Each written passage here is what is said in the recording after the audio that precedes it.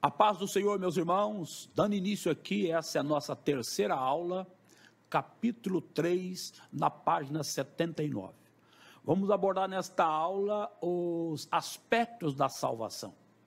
Muitos crentes salvos por Jesus ainda não examinaram detalhadamente a sublimidade da salvação no seu sentido amplo.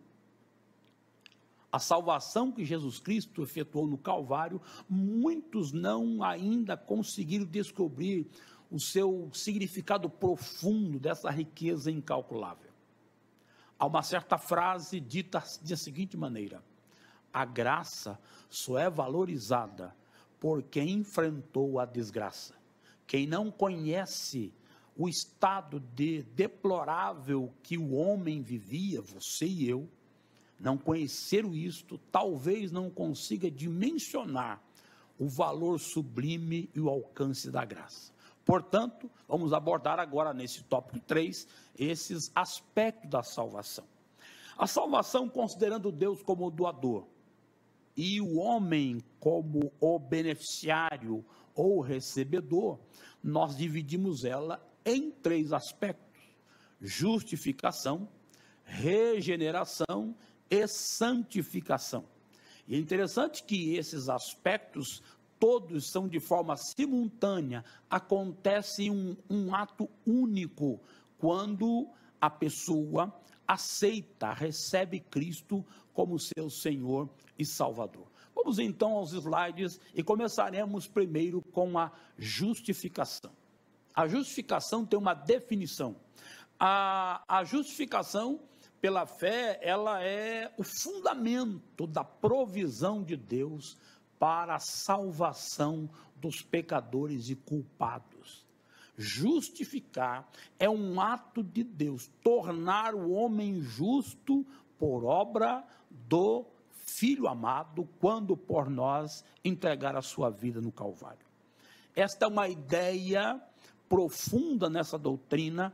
Ao homem declarar a sua fé, recebendo Cristo, ele é justificado instantaneamente. O homem passa a ser visto por Deus, não como passivo da ira e da punição de Deus, mas como alguém agora apto a se tornar um filho, um co-herdeiro, um cidadão dos céus. A Reforma Protestante trabalhou muito isto, especialmente Martinho Lutero, quando estudando a carta aos Romanos, ele aborda no capítulo 5, sendo, pois, justificado pela fé, temos paz com Deus por nosso Senhor Jesus Cristo. Então, resgatou-se na Reforma que a justificação é um ato vindo pela fé, e Deus nos torna justo sem dependermos dos artifícios e das práticas humanas. A justificação vem pela ação direta de Deus. Esta é a sua natureza. Agora, o que está envolvido na justificação? O que está envolvido, o que engloba o arcabouço dela? Primeiro, é o perdão ou remissão de pecado. Perdoar, o ato de Deus, apagar, tirar do homem a mancha, a noda do pecado. Olha o que diz o texto: tomai, pois, irmãos, conhecimento do que vos anuncia a remissão de pecados por intermédio deste, e por meio dele todo o que crê é justificado de todas as causas das quais vós não pudesse ser justificado pela lei de Moisés.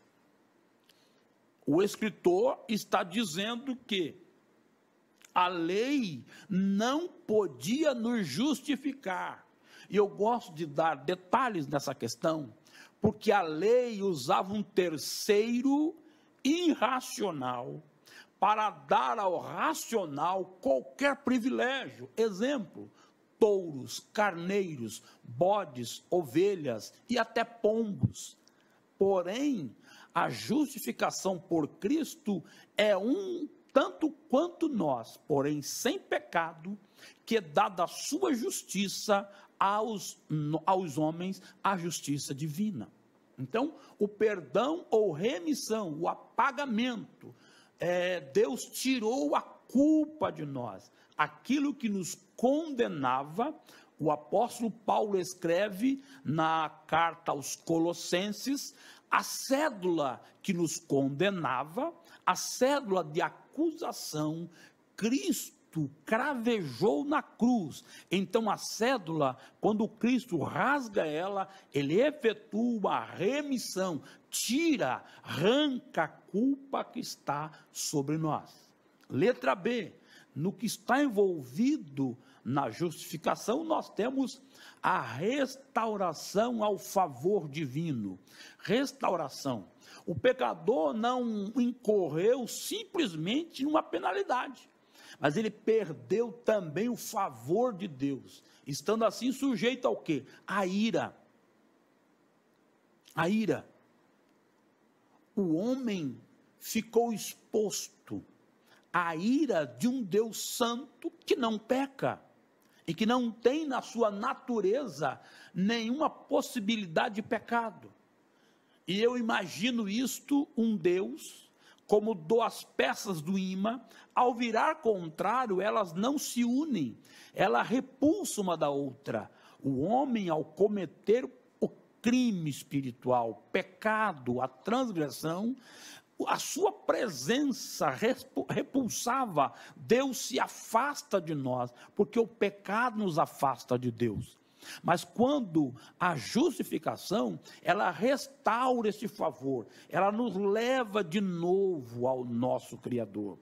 A palavra justificar, ela quer dizer, ela é restaurar ou tornar um estado original. Voltamos, um ato divino de nos levar de novo ao nosso estado original, nos reabilita de novo. Então a restauração, Deus reabilitou de novo, nos deu de novo aquilo que nós havíamos perdido. Por quê? Porque o pecador se rebela contra Deus, mas Cristo nos une novamente, nos une através da restauração. Restaurar, quando você pega um objeto danificado pelo tempo, pelas correções, e o restaurador começa a trabalhar ele, aquele objeto não simplesmente sofreu danos físicos, mas aquele objeto também sofreu danos de sua estrutura, do que ele representava, porque a deformação tirou dele isto. Agora o restaurador tira todas as sujeiras, ferrugens, enfim, e o torna novamente original. É isso que Deus nos faz com a justificação. Aí a letra E, imputação da justiça de Cristo. Isto é fantástico.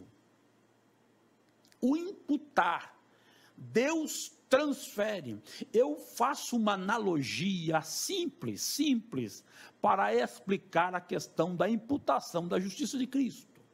Suponhamos que você tem uma dívida impagável. Você não consegue pagar essa dívida. Não há como você pagar esta dívida. De repente, entra alguém que tem condições de pagar toda a sua dívida. O que acontece?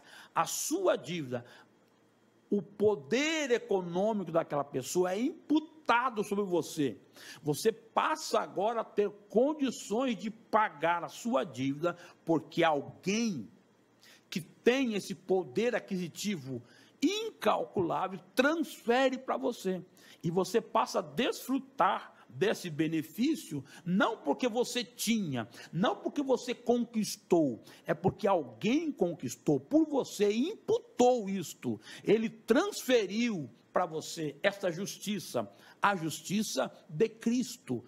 Tyson diz muito bem, o pecador não deve ser apenas perdoado de seus pecados passados, mas também provido de uma justiça, O que é isto? Uma marca que por onde ele passe vai lhe dando a garantia. Deus agora não o vê simplesmente como uma criatura, mas agora a justiça de Deus o habilita a ter a condição de justificado. Isto é nobre. Davi falou sobre isto. Bem-aventurado o homem cujo Deus imputa a justiça. Deus tira dele o pecado. Eu quero aqui dizer aos alunos desse maravilhoso curso, uma ideia muito brilhante para esclarecer também a situação, é quando você olha para Deus, um Deus santo e maravilhoso, justo e perfeito, que não consegue nos ver no pecado. Nós estamos cheios de pecado, o pecado nos oculta, nos separa dele. Agora vem Deus e nos perdoa, nos rime, tira, faz a remissão. Não, espera aí, um detalhe é este, é que esse Deus que perdoa, ele apaga a nossa transgressão. Deus não fica pensando nos pecados passados, porque agora você está numa condição de justificado, e a justiça de Cristo é quem opera em você. É a justiça de Cristo. Deus agora está lhe vendo o Filho dele. Ele vê a imagem de Cristo refletindo em nós, porque agora somos justificados. Eu acredito que você entendeu esse posicionamento, ok? Nós temos os métodos da justificação. Quais são os métodos? Método 1, independe das boas obras. Não há nada que eu venha fazer como pecador que possa me justificar diante de Deus. Efésios capítulo 2, versículos 8 e 9. Porque por graça sois salvos por meio da fé. Isto não vem de vós, é dom de Deus, não vem das obras para que ninguém se glorie, se esbolse qualquer alegria, dizer eu conquistei isso, né? O que eu quero dizer é que ninguém pode dizer eu conquistei a salvação por mérito. Não, a salvação, ela é independente, a justificação é independente das obras. 2, ela independe do empenho em cumprir a lei. Queridos, não há possibilidade do homem ser perdoado, justificado, porque ele cumpriu a lei. Não existe isto. Eu sou perfeito. Quem não lembra do célebre texto onde o jovem chega para Jesus e diz, bom mestre, o que farei para herdar a vida eterna? Jesus diz a ele, você observa a lei? Ele falou, desde pequeno, eu observo a lei. O Senhor olhou para ele e falou, então, se você observa mesmo, então vá, venda tudo, que te falta uma coisa, falta algo para você ainda. O que era que faltava para aquele jovem? Algo que a lei jamais geraria nele, algo que somente Deus poderia criar naquele rapaz, que era o desprendimento das coisas da vida, desta vida, e o abraçar as coisas por ato de amor. Vende que tem, dá para os pobres. Ele se entristeceu, a lei não tinha gerado naquele homem transformação. Terceiro, pelo dom da graça de Deus. O que é isto? A graça, e eu disse nas aulas anteriores, que graça é o favor que você não merece. Você não tem mérito nenhum. A graça é dar a alguém um presente, mas por que eu estou recebendo esse presente? Porque eu quero te dar esse presente. O doador é soberano e gracioso de dar o presente. Então é um favor de Deus. Deus dá ao homem, mesmo ele não merecendo. Então, a justiça tem como método, número 1, independe das obras, independe do cumprimento da lei, e é pela graça de Deus. E em letra D, nós temos o quê? Através do sacrifício substitutivo de Jesus. O que é isso? Era eu que devia ser sacrificado. Jesus se ofereceu em meu lugar. Foi ele que, através desse sacrifício, o Pai olha e vê em mim agora a justiça, porque o sacrifício para cumprir as exigências de Deus, Cristo efetuou de forma plena na cruz. Então fomos justificados porque o sacrifício de Cristo, apresentado diante de Deus, ele cumpriu as exigências da justiça de Deus, o sacrifício. E, em último lugar, letra E, somente através da fé. Bendito seja o nome do Senhor. Crer em Deus, acreditar que todo este processo do Calvário, toda a obra vicária de Cristo tem o poder de me transformar em uma nova criatura. Então é somente através da fé. São os métodos da justificação. Portanto, queridos, entenda que isto é importante você abraçar o conhecimento dessa doutrina para viver em paz com você mesmo e com Deus. Nós temos o segundo aspecto da salvação, que é a regeneração, um novo nascimento. É lindo isso. Porém, ele está baseado em dois fundamentos: o negativo e o positivo. O homem foi gerado no estado de perfeição. Quando Deus fez o homem, o próprio Deus faz essa afirmativa. E viu Deus que era bom. Deus fez algo perfeito. Lembra de uma frase que eu falei nas aulas anteriores? Deus criou, Satanás deformou, mas Cristo restaurou. Guarde isso para você. Então, um novo nascimento, ele, nos seus dois aspectos, nós abordamos o seguinte: primeiro, o aspecto negativo. O novo nascimento não é uma reforma. Não, Deus não veio reformar ninguém, não. Deus deu uma nova identidade mesmo. O que é reforma? Você vem, descasca a parede, faz novo reboco, mas o tijolo velho está lá. O novo nascimento não, uma nova criatura, uma nova imagem. A imagem de Cristo é novamente implantada. Não é uma reforma, não é algo paliativo, não. O novo nascimento é algo concreto. 2, não é tornar-se religioso. Veja bem, Nicodemos era mestre da lei, era religioso. Chega para Jesus e ele vai à noite. Ele foi surpreendido com uma resposta de Cristo: necessário vos é nascer de novo. A religiosidade não é um novo nascimento. A pessoa pode estar fundamentada em vários credos e práticas, mas não é uma nova criatura. Necessário é nascer de novo. E ele até estranhou. Ele estranhou porque quando Jesus faz a pergunta, Nicodemos tem uma visão física, biológica, não entendeu que Cristo falava de uma atitude metafísica. Ele disse: Senhor, como é possível um homem voltar ao ventre da mãe e nascer de novo? Jesus, eu vejo Cristo, parece que ironizando Nicodemos. Nicodemos, eu falei de coisa tão simples. O que é nascido da carne é carne, o que é nascido do espírito é espírito. O novo nascimento é um nascimento espiritual. Então, não é tornar-se um religioso. Terceiro, não é uma mudança de coração. E eu quero que os alunos entendam isso. Quando você recebe Cristo, torna-se uma nova criatura em Cristo. Não pense que Deus vai mudar a sua naturezazinha, não, tá? O seu temperamento continua.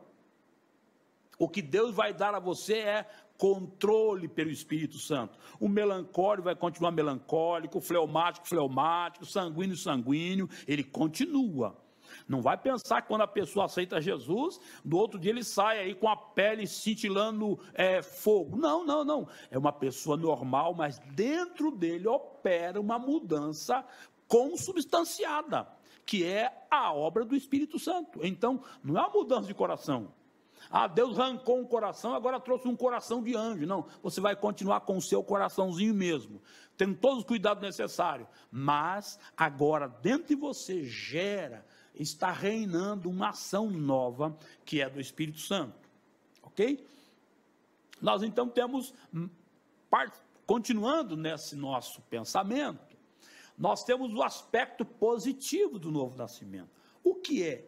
Um novo nascimento. todo aquele que crê que Jesus é o Cristo é nascido de Deus, e todo aquele que ama o que o gerou, também ama o que dele é nascido. É um novo nascimento. É o que geralmente as pessoas usam dizer: fulano morreu para mim, não faz parte mais da minha roda de práticas, porque ele morreu, ele teve agora um novo nascimento, uma estrutura espiritual envolveu esta pessoa, e agora ele é uma pessoa novamente gerada. 2, o que é o aspecto positivo? 2, é uma purificação.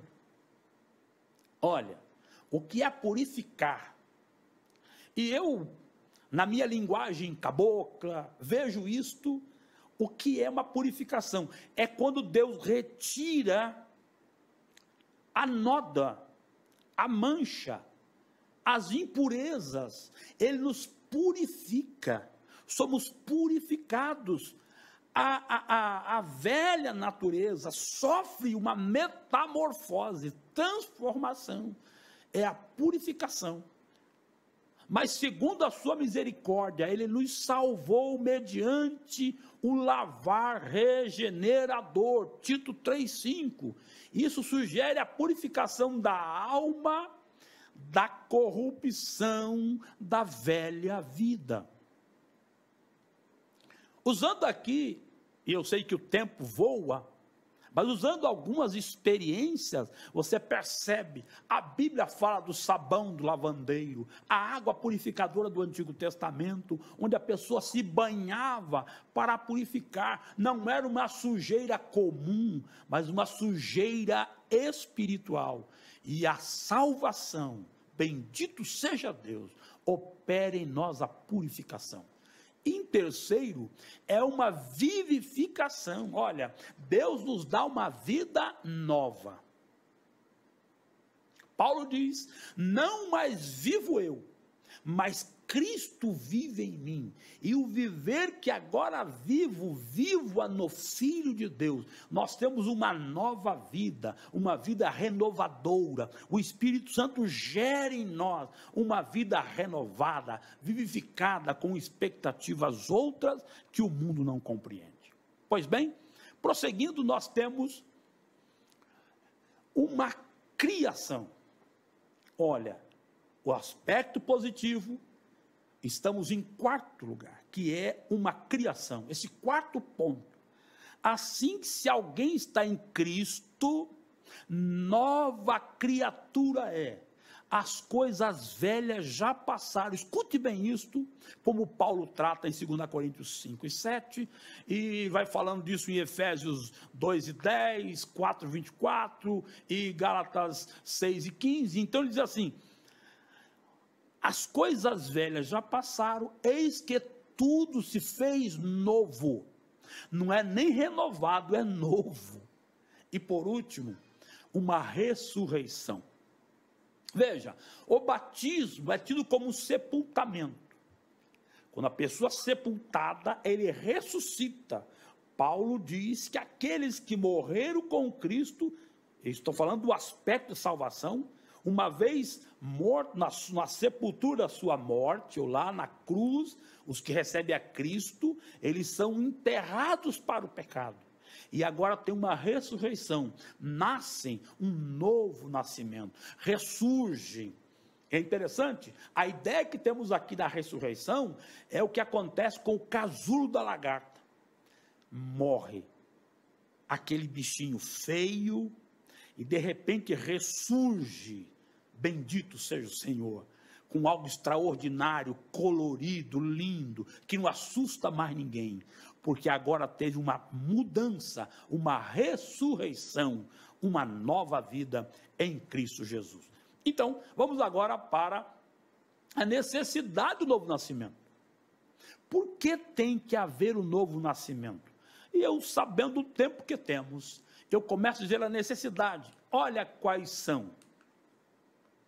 Por quê? Porque o reino de Deus não pode ser visto sem ser nascido de novo. Há uma necessidade. Ninguém poderá ver o reino dos céus. Segundo, por causa da natureza do primeiro nascimento do homem, um segundo nascimento é necessário. O homem nasceu perfeito. Agora, corrompido, precisa de um novo nascimento para tornar perfeito de novo. Uma nova criatura. Então, um novo nascimento é necessário para que tenha de novo uma natureza restaurada. 3, porque o homem não seria feliz no céu sem um novo nascimento. Imagine os senhores chegar no céu com todos os resquícios do pecado, que gera em nós sentimentos negativos, de ódio, de mágoa, de rancor. O novo nascimento elimina isso, e aqui em vida nós temos o controle dessas manifestações do sentimento da alma. Então o homem não seria feliz lá no céu alimentando essas coisas errôneas. Então é necessário, porque nós não seríamos felizes lá no céu sem um novo nascimento. Em último, porque o homem sem um novo nascimento está morto. É óbvio. Sem um novo nascimento o homem está morto. Ninguém pode. Jesus disse a Nicodemos: necessário você nascer de novo. Você tem que nascer de novo. Nascer da palavra, nascer do Espírito. Tem que ter. Então é necessário o novo nascimento, porque não há como chegar no céu sem nascer de novo. O terceiro aspecto da salvação é a santificação. A santificação é a grande importância, porque ela está ligada ao quê? A vida diária do cristão. A santificação envolve a minha vida diária, o meu comportamento, o meu espírito de relacionamento, como está o meu relacionamento interpessoal. Se eu não tenho uma vida santificada, eu vou manifestar atitudes que não identificam-me como filho de Deus. Então a santificação é um processo que vai se desenvolvendo na vida dos salvos. Vários ensinos têm sido feitos sobre este título. É bom manter-se perto das instruções explícitas das Escrituras, a fim de não adquirirmos noções falsas sobre esse tema. Precisamos participar dos plenos benefícios ao nosso dispor através dessas provisões. O que significa a santificação? A Escritura, a Bíblia Sagrada, a santificação tem um sentido primário e outro secundário. Vamos abordar isso também. O primário, esse pensamento vem à mente, o que a pessoa recebe instantaneamente, o que ele torna instantaneamente. E eu vou falar isso no próximo slide, para nós entendermos esses sentidos da santificação. Vamos lá? Olha o sentido primário. Sentido primário de santificação é dedicação, consagração ou separação para algo, ou para algum uso específico. Santo, objetos, pessoas que eram separadas. Como no Antigo Testamento. Separava talheres, separava até o espavitador das ofertas. Eram santos, os vasos, tudo eram separado. Esse é o sentido primário de santificação. Agora vem o sentido secundário, que ele está mais atrelado a nós. Limpeza, expurgo da corrupção moral. Esta é uma experiência progressiva, ao contrário da justificação, que é um acontecimento único. Não existe progresso da justificação, a santificação é progressiva. O Antigo Testamento fala que a vida do justo é como a luz da aurora, que vai brilhando, brilhando, até, é um processo. Paulo fala da estatura, você vai crescendo até atingir a estatura de varão perfeito. Isto é a santificação. Vamos aos 3 aspectos da santificação? Primeiro, o posicional, um ato inicial da santificação. No momento em que a pessoa nasce de novo, diz ela é santificada. O que é isso? A partir do momento que ele nasce de novo, ele é separado para Deus. Separou-se. Agora é uma nova criatura. Paulo diz, eu não vivo mais eu, mas agora alguém que vive em mim. Ele está falando do caráter de Cristo em nós. E segundo, é um processo prático. Aí eu vou me purificando. Paulo fala aos cristãos em Tessalônica como tendo sido santificados. Santificado é um ato contínuo. É o ato de se lavar sempre. E eu vou usar essa analogia, né, do banho diário. Por que toma um banho todo dia? Porque todo dia você sente que o seu corpo absorveu muita coisa do dia a dia, poeira, enfim, mau odor. Você vai, toma o banho, torna limpo. Mas amanhã você precisa de novo. Até o ponto em que nós nos tornaremos perfeitos. Esse é o segundo aspecto. Vamos lá para saltar aqui. Isto, santificação completa e final. É o terceiro aspecto da santificação. Chegará um tempo, meu amado irmão aluno desse excelente curso, que nós atingiremos a perfeição. Lá no céu não haverá necessidade de purificar-nos mais, porque atingiremos a perfeição. Estamos sentindo que esse dia está muito perto de nós. Lá na glória estaremos sempre com o Senhor e jamais corrupção não entra lá, não entra pensamento espúrio, não, lá no céu é glória em estado de perfeição. Vamos agora analisar sobre as ideias errôneas sobre a santificação. Nós temos pelo menos 3: erradicação do pecado inato, legalismo e asceticismo. São ideias errôneas. Olha, observe bem, erradicação é um pensamento de que é possível destruir o pecado original. Não tem como. É como alguém querer matar o ego. O ego nosso não pode morrer, tem que ser dominado.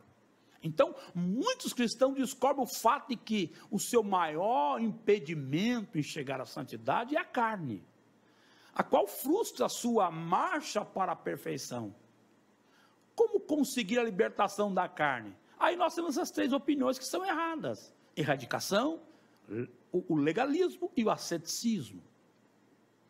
O primeiro eu já disse a vocês que é um pensamento filosófico que foi defendido por alguns do passado e de um tempo presente, que é possível ter uma semente pura.